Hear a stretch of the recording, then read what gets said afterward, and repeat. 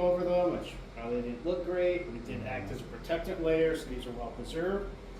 What's weird is parquet tiles are supposed to be glued into place, but if you look, they nailed each and every square down throughout the house. I'm guessing they're getting paid by the hour.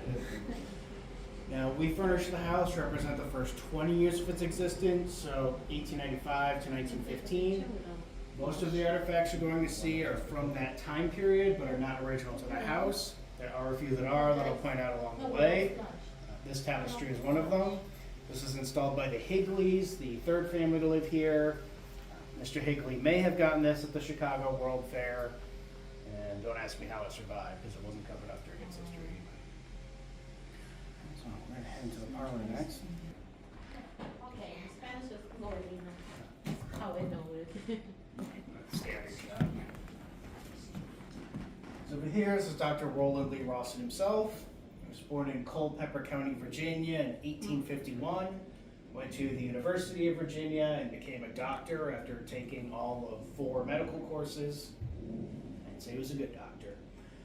Joined the Army, which brought him to Arizona, and while he was stationed at Camp Thomas, he was court-martialed and discharged for conduct unbecoming an officer and a gentleman. There's been some mystery about what he did exactly, and just a couple years ago he got the list of charges. Among other things, he was accused of treating civilians with U.S. Army drugs.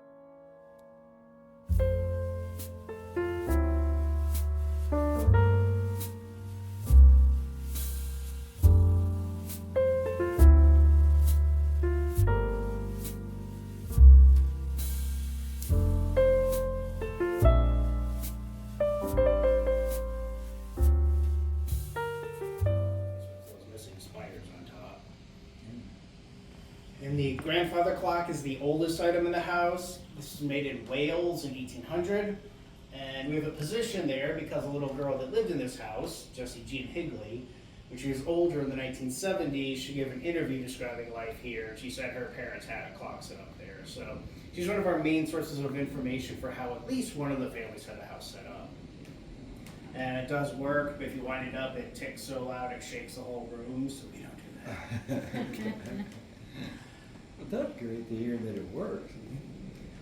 And you'll notice as we go room to room, a bit of the decor tends to change, like the tile patterns on the floors, the colors of the ceiling, some of the wallpapers. That's because Victorians like to decorate each room of the house in its own distinct style, which would set off my OCD basically like it is. Not that celery over there. That plastic celery, I hope.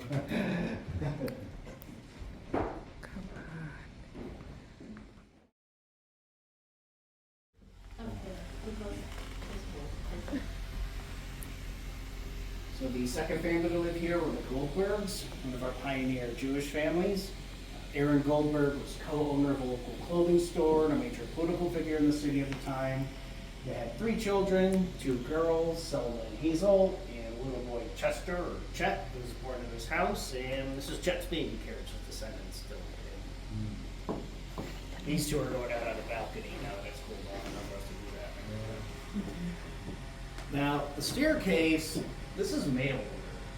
As you may know, it used to be you could buy an entire house out of the Sears catalog and then send you a big kit, like an IKEA house. Don't have to get one here.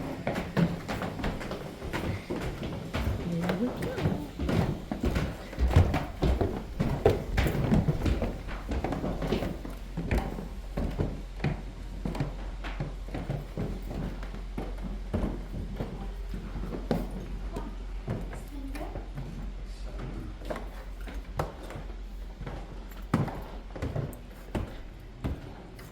You can't just go to an emergency room, but you could come to the doctor's house and ring the bell and he'd hear you in here without bothering the rest of the family. So again, very state-of-the-art house. That would include that sink in the corner, which would be very lavish for the time. Now that sink itself is not original, but we know that a sink was there because of the plumbing. And also making this house stand out is the number of closets it has. Most people are just using chests or armoires to store their things in, whereas this house has a large number of closets, to the point that this room has 2. There's one in the corner we're used to seeing, and then up above is a cedar-lined closet, so you can put your wool in there, and the cedar will keep the moths from you.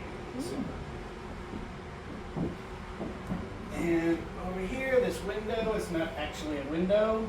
It's called the gib door, G-I-B.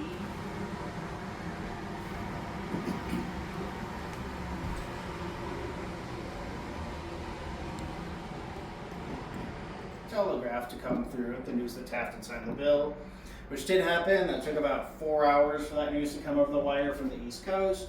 And the wedding went ahead, and the ring bearer was some 4-year-old named Bear Chicago.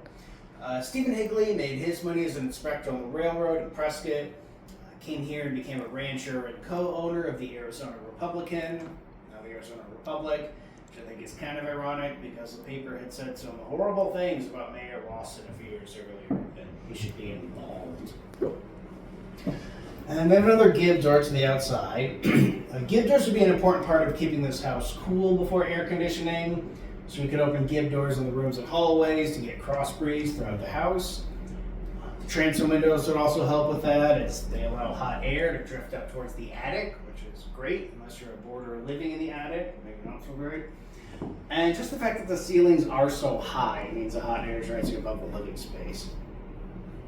And this is the one room with original wallpaper still in it, which I used to think accounted for the water damage, but it turns out that's a lot more recent. An upstairs bathroom, but really be living the high life. On the sink there, you'll see a cordless curling iron, and if you wanted to use that, you'd have to heat it up on a lamp or a stove, and then hope you don't set your hair on fire. And over here is the speaking tube. This is your intercom.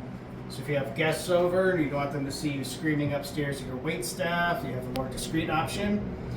And a neat feature on it, there's a little knob underneath. When you turn that, it shuts a valve. So when you blow into this, it'll whistle on the